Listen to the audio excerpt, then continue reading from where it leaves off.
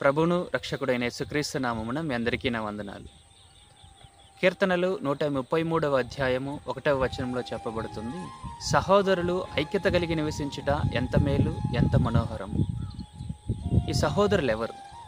క్రీస్తును తమ సొంత రక్షకునిగా అంగీకరించి బాప్తిస్మం పొందుకొని ఆయన రక్తము చేత కడగబడిన ప్రతి మనిషి కూడా తోటి క్రైస్తవుడికి సహోదరుడుగా ఎంచబడతాడు. అదేవిధంగా ప్రతి క్రైస్తవురాలు కూడా తోటి క్రైస్తవురాలకి సహోదరిగా ఎంచబడుతుంది. అయితే వీరి మధ్య ఐక్యత లేనందువల్ల మేలు జరగడం లేదు, మనోహరము అక్కడ తావే లేదు. క్రీస్తుని అంగీకరించిన కుటుంబం అయినప్పటికీ కూడా వారి మధ్య ఐక్యత కొరవడుతుంది. కాబట్టి వారి కుటుంబంలో మేలుకరమైన విషయాలు జరగకుండా ఆలస్యమవుతుంది. సంఘంలో అనేక మంది దేవుని తెలుసుకున్న వారైనప్పటికీ వారి మధ్య ఐక్యత కొరవడింది. Caste feeling.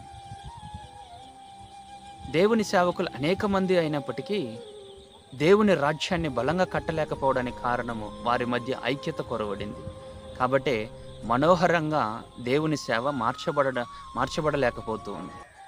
గమనించండి, మత్తయి సువార్త 12వ అధ్యాయము 43వ వచనంలో చెప్పబడుతుంది, దురాత్మ ఒక మనిషిని విడిచిపెట్టి వెళ్ళినప్పుడు అవి నీరు లేని చోట్ల తిరుగుతూ ఉంటుందంట.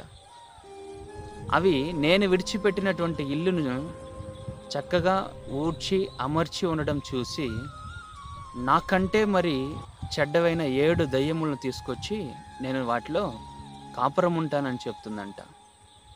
ప్రభు ఒక మాట అంటాడు, దొంగతనమును, హత్యను, నాశనమును చేయడానికి వచ్చాడే తప్ప మరి దేనికినే రాడు. తనకంటే చెడ్డవైనటువంటి 7 దయ్యములు ఆల్రెడీ ఉన్నటువంటి ఒక దయ్యం, 8 దయ్యాలు ఒక మనుష్యులో అవి ఐక్యత కలిగి చెడపడానికి ఐక్యము కలిగి ఉన్నప్పుడు దేవుని రాజ్యాన్ని కట్టడానికి దేవుని బిడ్డలు అంటున్నటువంటి నీలో నాలో ఎంత ఐక్యత ఉంది నా సహోదరి సహోదరుడా. దేవుని తెలుసుకున్న నీ కుటుంబంలో తల్లి తండ్రి బిడ్డలు ఉన్నప్పటికీ వారి మధ్య ఎంత ఐక్యత ఉంది. ఇంకొక చోట చెప్పబడుతుంది, సమాధుల్లో నివసించే ఒకడు వాడిని ఎవ్వరూ కూడా కంట్రోల్ చేయలేకపోయారంట.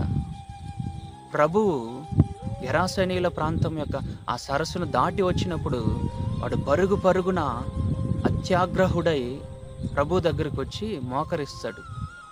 నీ పేరేంటి అన్నప్పుడు సేన, 6000 దయ్యము సేన అంటే.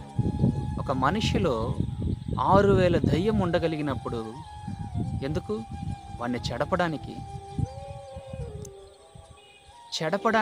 వాడిని నాశనం చేయడానికి 6000 దయ్యాలు కలిసికట్టుగా ఐక్యమత్యంగా ఉన్నప్పుడు దేవుని రాజ్యాన్ని కట్టడానికి మరి నీలో నాలో ఐక్యత ఉందా?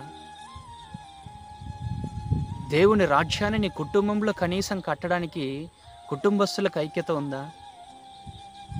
సంఘాన్ని కట్టడానికి సంఘంలో ఐక్యత ఉందా? అందరము కూడా దేవుని సేవకులమే. సేవకుల మధ్య దేవుని రాజ్యాన్ని ఈ ప్రపంచంలో, ఈ శపితమైన ఈ లోకంలో దేవుని రాజ్యాన్ని కట్టడానికి దేవుని సేవకుల మధ్య ఎక్కడుందండి ఐక్యత? బాధాకరమైన విషయం. నాశనం చేయడానికి, చెడగొట్టడానికి అన్ని దురాత్మలకు ఒకదానికొకటి తావిచ్చుకొని, ఒకదానికొకటి స్థలం ఇచ్చుకొని ఒకే మనిషిలో అన్నీ ఉన్నట్లయితే ఈరోజు ఎంతమంది క్రైస్తవులు, ఎంతమంది సేవకులు, ఎంతమంది సువార్థికులు, ఎంతమంది అపోస్తలులు, ఎన్ని డినామినేషన్లు ఎక్కడున్నాయండి క్రీస్తు రాజ్యం? క్రీస్తు రాజ్యాన్ని కట్టాలని సంకల్పంతో వచ్చిన ప్రతి సేవకుడిని కూడా అడ్డగిస్తారు సీనియర్లు. నాకు అనుభవం ఉంది, నీకు అనుభవం లేదని డిస్కరేజ్మెంట్ ఇస్తారు, అడ్డుపడతారు, సేవ ఎదగనివ్వకుండా అడ్డుపడతారు. ఇది కాదా దేవుని రాజ్యాన్ని చెడపడం? వాక్యం వింటున్న ఎవరైనా సరే ఐక్యత కలిగి ఉండండి. కుటుంబంలో మీ దేవుని రాజ్యాన్ని కట్టండి. ఈ చుట్టూ ఉన్న సమాజంలో దేవుని రాజ్యాన్ని కట్టండి. దురాత్మలకున్న ఐక్యత వాటికంటే మనకు ఎక్కువే ఉండాలి దేవుని రాజ్యాన్ని కట్టడానికి. ఆయన రాజ్యాన్ని కట్టాలని పూనుకోండి, మీ పనులన్నీ ఆటోమేటిక్గా కట్టబడుతుంది. నడుం బిగిస్తారా? దేవుని రాజ్యాన్ని కట్టడానికి ఐక్యత కలిగి ఉంటారా? అప్పుడు మేలు కలుగుతుంది. నీ వ్యక్తిగత జీవితంలో, నీ కుటుంబంలో, నీ సంఘంలో, నీ సేవలో, అనేక మంది సేవలు ఉంటున్న స్థలాలలో ఐక్యత ఉన్నప్పుడు మేలు జరుగుతుంది. మనోహరం అది. దయ ఉంచి ఐక్యత కలిగి ఉండండి. దేవుని రాజ్యాన్ని కట్టాల్సిన యోధులుగా నిలబడండి. దూతల వలె చెడిపోయిన, నశించిపోతున్న ఆత్మల కొరకు ఐక్యత కలిగి పనిచేయండి. అప్పుడు చేసినప్పుడు దేవుని రాజ్యం నిశ్చలంగా, నిర్మలంగా, బలంగా కట్టబడుతుంది. అపవాదైన సాతాను సిగ్గుపడి ఎనుదిరుగుతాడు. దేవుడి వాక్యాన్ని ఆశీర్వదించును గాక. ఆమేన్.